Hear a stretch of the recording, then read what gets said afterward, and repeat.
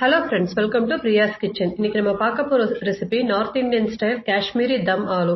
இது chapati, roti, ghee rice and jeera rice இந்த மாதிரி இதுக்கெல்லாம் பெஸ்ட் காம்பினேஷனா இருக்கும். இது இப்போ என்னோட ஸ்டைல எப்படி பண்ணலாம்னு பார்க்கலாமா? இதுக்கு வந்து நான் பேபி பொட்டேட்டோஸ் எடுத்து கொஞ்சமா நல்லா கல்லுப்பு போட்டு நல்லா வாஷ் பண்ணி வச்சிருக்கேன். அதை வாஷ் பண்ண பேபி பொட்டேட்டோஸ் ஒரு 1/2 kg இருக்கு. அதை குக்கர்ல சேர்த்துட்டு தேவையான அளவு தண்ணி ஊற்றி இந்த இதுலயே பொட்டேட்டோஸ்க்கு எவ்வளவு உப்பு தேவையோ அந்த உப்பை இது கூடயே போட்டு நான் ஒரு 2ல இருந்து 3 விசில் விட்டு எடுத்துக்கிறேன். இது 3 விசில் விட்டு எடுத்ததுக்கு அப்புறம் உங்களுக்கு நல்லா சாஃப்டா வெந்துடும். அதுக்கப்புறம் அது தோல் எல்லாத்தையும் நீக்கிட்டு ஒரு பொட்டேட்டோ எடுத்து இந்த மாதிரி ஃபோர்க்ல நல்லா குத்திக்கிங்க. நம்ம கிரேவி செய்யறப்போ அந்த பொட்டேட்டோ இதுல நான் ஃப்ரை பண்ணி போடல, ஃப்ரை பண்ணாம தான் போட போறேன். ஸோ உங்களுக்கு அந்த கிரேவில இருக்கிற அந்த காரம், உப்பு, புளி எல்லாமே நல்லா அந்த பொட்டேட்டோஸ்குள்ள போயிடும். ஸோ இப்போ ஒரு ஸ்டெயின்லெஸ் ஸ்டீல் கடாயில ஒரு 2 டேபிள் ஸ்பூன் அளவு ஆயில் சேர்த்துட்டு ஆயில் சூடானதும் சீரகம் 1 ஸ்பூன் அளவு சீரகம், ஒரு துண்டு பட்டை, ஒரு பிரிஞ்சி இலை இது எல்லாத்தையும் போட்டு நல்லா சாட் பண்ணிக்கோங்க. இதுல பச்சை மிளகா நான் முழுசா சேர்த்திருக்கேன். நீங்க கட் பண்ணி சேர்க்கறதா இருந்தாலும் சேர்த்துக்கலாம். 2 பச்சை மிளகா போட்டு நல்லா சேர்த்து சாட் பண்ணிக்கோங்க. இது கூட ஒரு 2 மீடியம் சைஸ் பெரிய வெங்காயம் ஃபைனா சாப் பண்ணி வச்சிருக்கேன். அதையே போட்டு நல்லா வதக்கிக்கோங்க.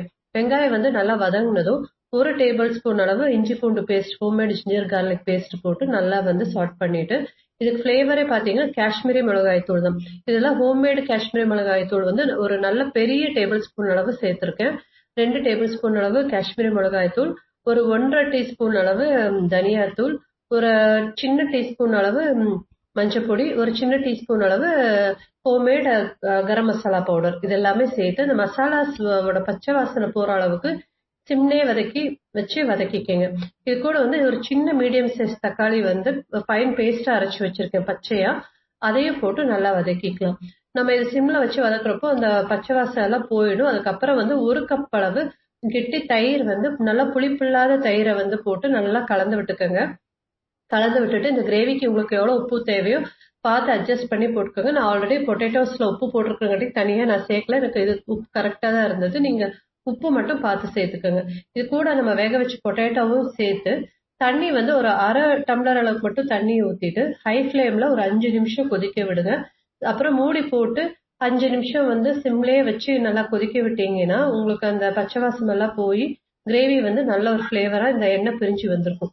கடைசியில 1 டீஸ்பூன் அளவு கசூரி மேத்தியை கிரஷ் பண்ணி போட்டு இறக்குனீங்கன்னா சூப்பரான தம் ஆலு ரெடி ஆயிடும். இது சப்பாத்தி, ரோட்டி, நான் இது எல்லாருக்குமே பர்ஃபெக்ட் காம்பினேஷனா இருக்கும். இந்த ரெசிபி ட்ரை பண்ணி பார்த்துட்டு எப்படி இருந்ததுன்னு சொல்லுங்க. இந்த வீடியோ உங்களுக்கு பிடிச்சிருந்தா லைக் பண்ணுங்க, ஷேர் பண்ணுங்க, சப்ஸ்கிரைப் பண்ணுங்க. தேங்க்யூ.